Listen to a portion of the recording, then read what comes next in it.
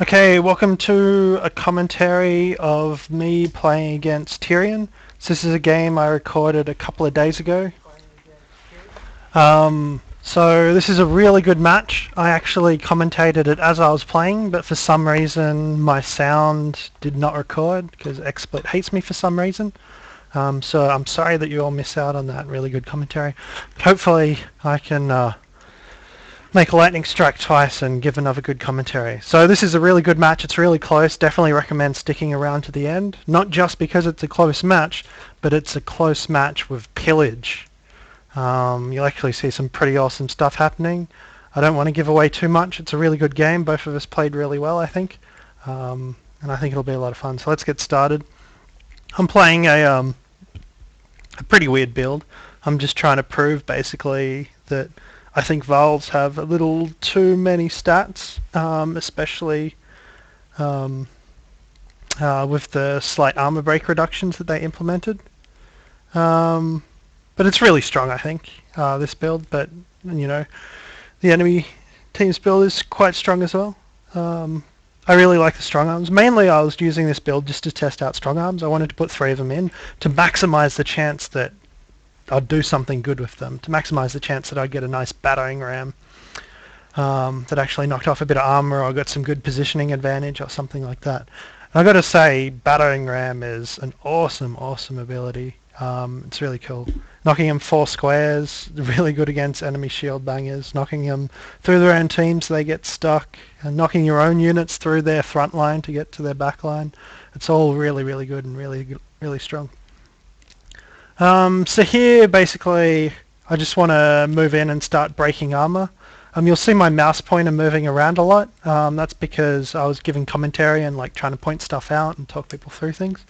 So I'll try to cover that here. With the backbiter, I didn't want to just use backstab and go straight through to the back. I would have taken 2 armor damage, and armor's a lot more valuable now. I just wanted to do a nice big 3 armor damage hit because, I mean, if I had backstabbed, I would have done 2 armor and maybe 1 strength. I'm better off just doing 3 armor. So then each extra attack I get on this guy is going to be more effective, and that way I only take 1 armor damage. So definitely better off just breaking armor on shield bangers these days. I don't recommend bloody flail unless they're low on strength and you think you can maim them with 1 or 2 bloody flails. You're not really worried about giving up your thrasher's armor, like you're basically suiciding him to take him down. But it's a pretty harsh trade. To lose all your armor if you don't maim them, and because bloody flails are luck-based ability, can be bad. So this is really good play. He moves the strong arm up to basically block my thrasher here at the back. You can see the thrasher now can't actually get into combat. He does knock this guy back, and that's actually quite good because it means he can't get into battle. See, look, he's only got a movement range of 3, so he moves 3 and he can't do anything. So Battering Ram is really good against shield breakers. Yeah, because they can only move 3, so they can't actually get back into position. So I really like it. Basically knocks off 1 armor, maybe more armor, and takes them out of the game, makes them lose a turn where they can't do anything useful. So definitely use Battering Ram on enemy shield breakers, basically any chance you get, as far as I can tell. Might be some exceptions I can't think of, but if you can spare the willpower and you want to do a little bit of armor damage, it's definitely worthwhile. So Battering Ram does 1 armor damage at rank 1, but it also does bonus armor damage based on the number of units they get knocked through. So it can do quite a lot to a Val, or, you know, a human if you knock them through a bunch of their own guys. Like 3 squares of guys. But you're not going to see 3 squares of guys lined up very often. So that was really good. He used the just got in a guaranteed hit, did a little bit of damage, but did the splash damage. The warrior's passive there, dealing splash damage to anyone adjacent to the target. So really strong. I liked it.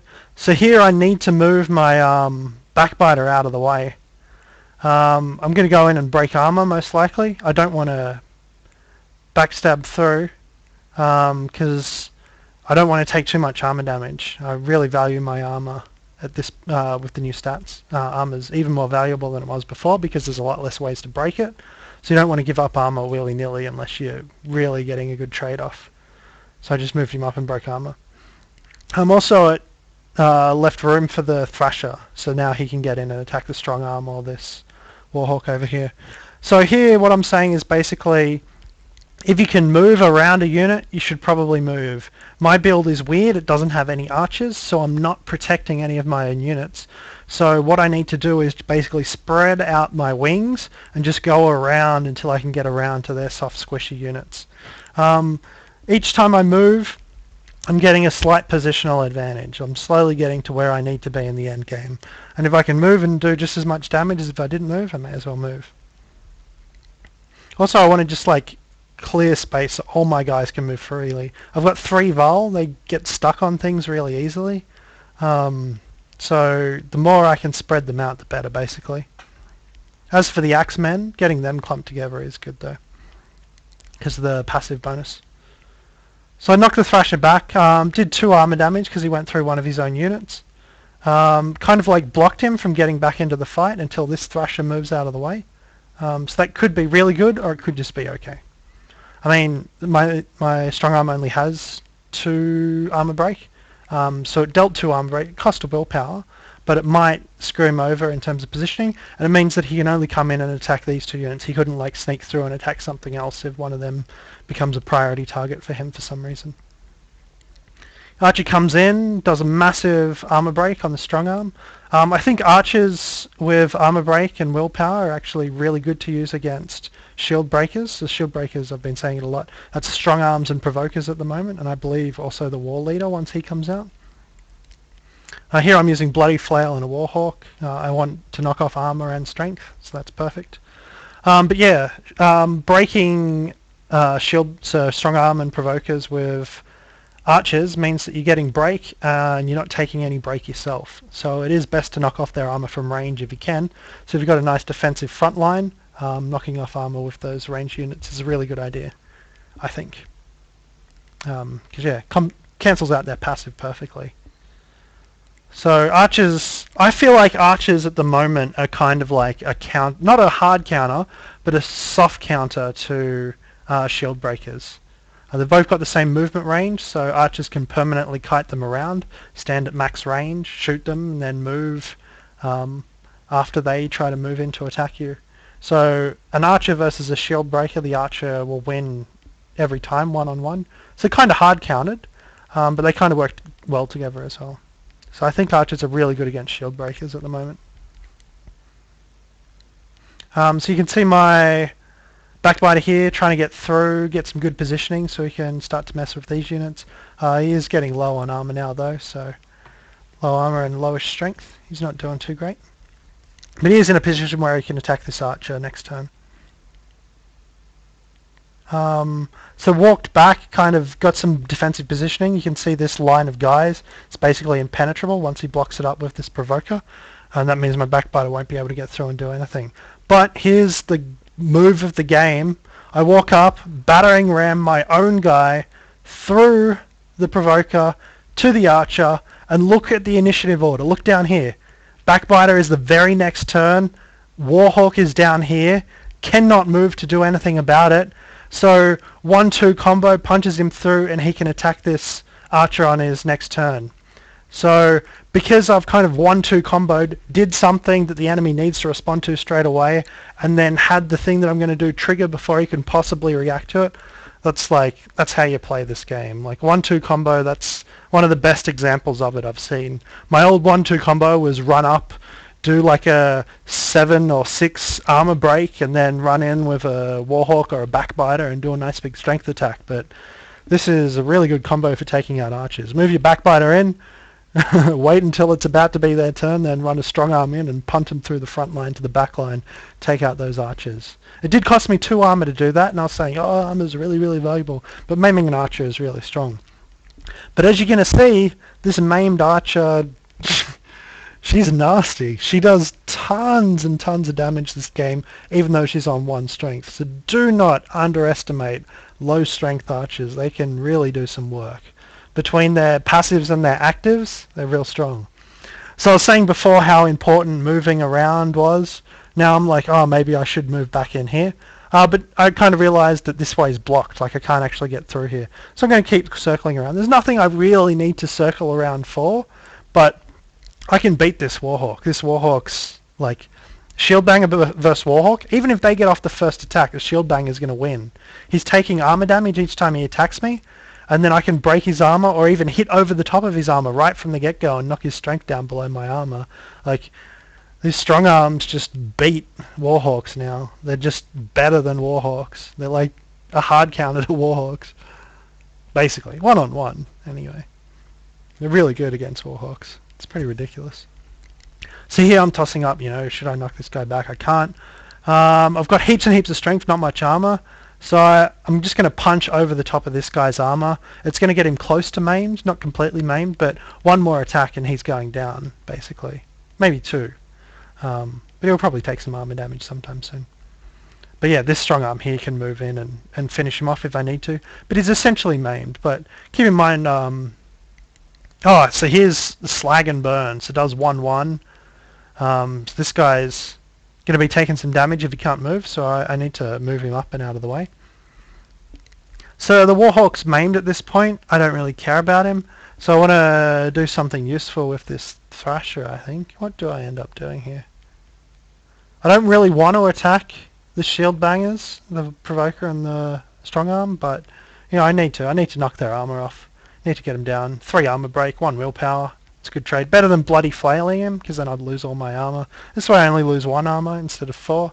And knocking off 3 armor means my strong arm can go in and do a nice meaty hit. You can see he's quite low on armor. I'm going to be punching for 12 minus, I think it's 5. Sorry about the resolution, guys. I recorded this at 480p and now like I'm re-recording it at 480p. It probably looks really, really bad. But if you want to watch it at the full 480p, check out the uncommentated game and you can play, you know, you can stream this commentary at the same time if you need to. So here's my completely maimed Backbiter. He can't really do anything except break armor, but he's really good at breaking armor even with 1 strength. So he's going to take out their Provoker's armor. That's like the most important thing I can do with this unit at this point. Just get that Provoker's armor down. I don't care about this Backbiter's armor. I don't care if he's got 0 armor. He's got 0 strength, 1 strength. So he can't really do anything with that armor anyway. He's going to die in 1 hit. So do as much armor as possible, armor damage as possible, and do it against Shield Bangers because, you know, they're going to be hitting him for 1 armor. I don't care if he loses his armor. That's why I'm doing that. You can see the strong arm came in and roughed up this Backbiter. So this Backbiter isn't going to really be doing much anymore, but he can still keep knocking off armor. So the job of those 2 Backbiters is going to be to get everyone on the enemy team's armor down. You saw a nice Tempest here, doing 1 damage. Cool thing about Tempest, no matter how little strength he got, it's guaranteed 1 damage. And then if any enemy units are standing next to each other, that's another 1 damage to anyone standing nearby. So Warhawks are really strong in the late game because they can do guaranteed strength damage against multiple targets. It can be 1, it can be 2 damage if they're standing next to each other. So never stand next to each other when you're up against a Warhawk, even if he looks really, really weak. Never underestimate the threat of a Tempesting Warhawk. So, as I said before, Backbite is going around to do some armor damage. The job of these Backbiters is to take off all the armor before the end game of the enemies. Otherwise, I'm going to lose. I took a bloody flail. Oh, excuse me. Sorry about that, everyone. Had to sneeze. So I'm kind of tossing up whether to kill this Warhawk or just knock him back. I decided to knock him back. That way he's just going to take up more turns, and he can't really do anything useful. He's got to spend all the whole turn walking towards me, so he can't really attack my other units or anything like that. So Battering Ram, you know, it's not the best use to Battering Ram, but it's real solid. So something I forgot to mention back over here is this Provoker moved up and actually taunted my Strong Arm. So now the Strong Arm's standing on Slag and Burn, and he's going to take 3-3. So that Slag's going to do some massive damage. Here we've got another bloody flail. Unfortunately, Tirean rolls really, really badly and hits armor every time. Actually, that's probably pretty good in this situation. I think he's got 12 strength, so now if he can get someone with a strength attack onto him, it's going to do a ton. But he wanted to soften him up. That's right. He wanted to soften him up so he wouldn't do as much damage to this other Thrasher over here. So it's unfortunate. He wanted some strength hits there to soften me up so I don't do as much damage. Oh, so here you can see another Slag and Burn. So I took 4-4 total from the last Slag and Burn. I've taken 1-1 from this Slag and Burn. This guy's going down and going down fast. And this is from a 1 strength Siege Archer. So Siege Archer is really good against Val. All Val, especially good against shield bangers. So strong arms and provokers. And she's comboing it with the provoke of this provoker. Sorry, the Malice is the name of the ability. Provoke, Malice, pretty similar. So I'm going in with my Thrasher, as I said. I've got to get down all the armor. This Thrasher is going to do more armor as well. Strength I have on my strong arms, so I can focus these guys on doing armor damage, these guys on doing strength damage. When I say these guys, not this dude. This guy's going down and going down. So there's another Malice. So now he's stuck on top of this second Slag and Burn. So that's real nasty. So as I said, lots of armor break. You want to soften these guys up so I can clean up once my strong units can come to bear. So this is probably his healthiest unit, the strong arm here. He's got decent armor and really high strength. He moves in to get some passive bonuses, then smacks down my Thrasher, so now my Thrasher has 1 strength. So he's not looking healthy. My strong arm has his turn, attacks, does a little bit of damage. So I knocked off tons and tons of armor on this shield banger. I knew he was going to provoke, so I just knocked off as much armor as I could so this strong arm would actually do some decent damage. So I actually almost cripple him just from him malicing and getting attacked. So yeah, if you ever get maliced and your unit has lots of strength and they have lots of armor, break off his armor. You know, may as well have that malice unit do something useful. If they've got no armor, it's going to be real useful. So yeah, that's something I didn't really figure out until I did that in that match. It's cool. I like it. So keep that in mind. Little trick you can use. So another bloody fire again. Tirean rolls really badly, unfortunately, and gets all armor except for the bonus 2 damage at the end. So really unfortunate. I think he was really unlucky there. I think if he had some more strength hits in there, the game could have gone a little bit differently. Especially now that he's getting pretty low on strength on all of his units. The game's far from over. It's still neck and neck. And another bloody flail. Again, armor. More and more armor. But he is getting softened up slowly. He's down to 7 strength, so, you know, he's got no armor. Normal strength attacks are going to do tons to him. And there's 2 guys here, so there's a 6-4 and a 4-4. I decided to hit the 4-4 and make sure he's completely main. Boom goes the Slag and Burn.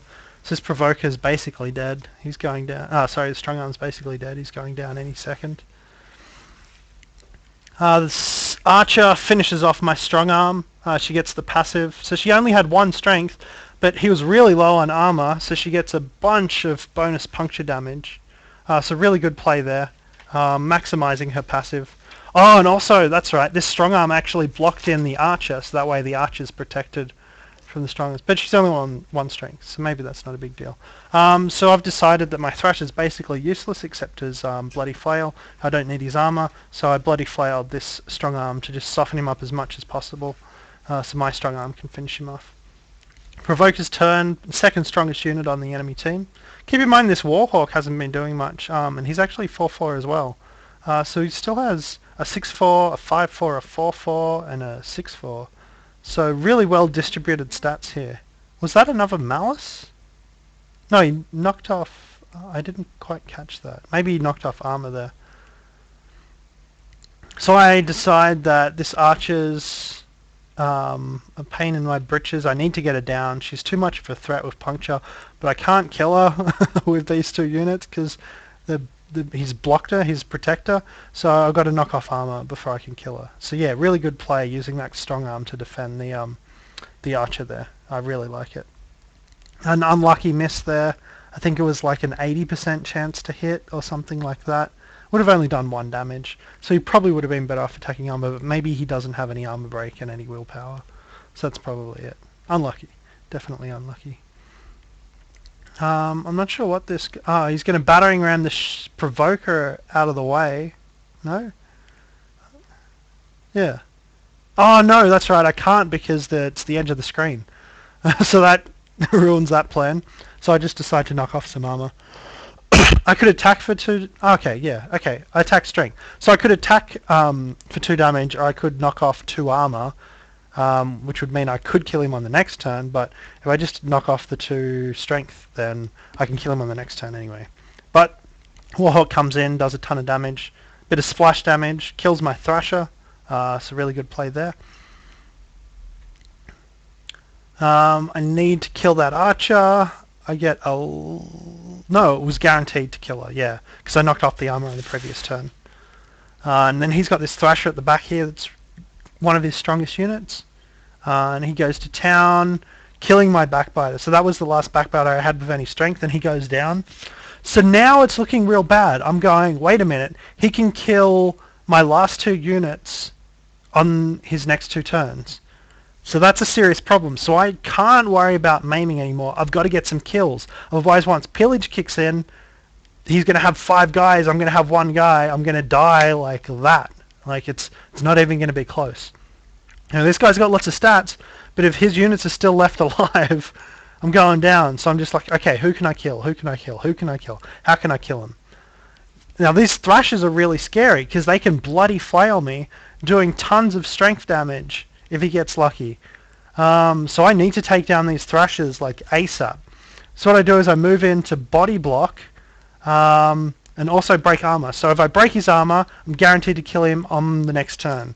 It's not his turn, so this guy can't die just yet. But I'm now guaranteed to kill this unit on its next turn. If this guy survives more than 1 extra turn, he can also get off another attack and do something more useful. But right now I've got to kill his threats. Biggest threat, this Thrasher. Had 4 strength, and he has bloody flail, and he has willpower. So real nasty, so I kill that. But now his biggest threat is this other Thrasher, who can bloody flail the crap out of me and really mess me up. But the Warhawk's real strong as well. I end up taking some splash damage because I had to move adjacent. So I suddenly get freaked out by this Warhawk. I'm like, whoa, 4 strength damage. That's pretty nasty. So for some reason, I decide to attack the Warhawk. So this is a terrible play here. I need to kill this Thrasher. The Thrasher is the biggest threat, but I decide to kill the Warhawk instead. And Pillage is activated at this point, so I had to kill a unit then. Just had to. Otherwise, all 3 of them would be attacking me. And this Thrasher goes to town on me. He does 2 armor, then 3 strength. Puts me down to 11-7. So I'm like, okay, I'll kill the Thrasher on my next turn. Walk up, get Maliced. So now I skip my turn, kill the Provoker, and now I'm going to eat another bloody flail. If he rolls perfectly, he could do 4 strength damage here. Fortunately, I've got a pretty huge stat advantage. Like, this guy's real strong. I've managed to... Oh! He knocks off 3 strength. So if I didn't kill him this turn, I could have gone down because I think he still has 1 willpower.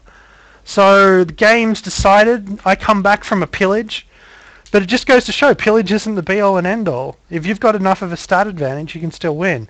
In fact, even if you don't have a stat advantage, there's a lot of breakpoints in Pillage where the person getting pillaged will still win just based on stats alone. Even without a stat advantage, you can still win from Pillage. For like when there's equal stats, equal amounts of armor and strength on both teams. So Pillage isn't the end of the game. You can definitely come back from it, especially if you've got a stat advantage, but you don't even need it. So Pillage is a really cool mechanic. I definitely recommend you start thinking about how you can use it and abuse it and maximize your chance of winning by zerging down the player and using Pillage to help you out, and also maximize your chance of surviving a Pillage by making sure you get a stat-based advantage, and also making sure you kill units once it's getting close to Pillage. So if you know your opponent is going to activate Pillage, then you need to kill as many of their units as quickly as possible, otherwise they'll just overwhelm you with sheer numbers. But if you see Pillage coming, you should easily, if you've been maiming, you should easily be able to kill 2 or 3 units before they can activate it. And killing 2 or 3 units, that's going to bring it down to like a 1-2, a 1-3, or a 1v4.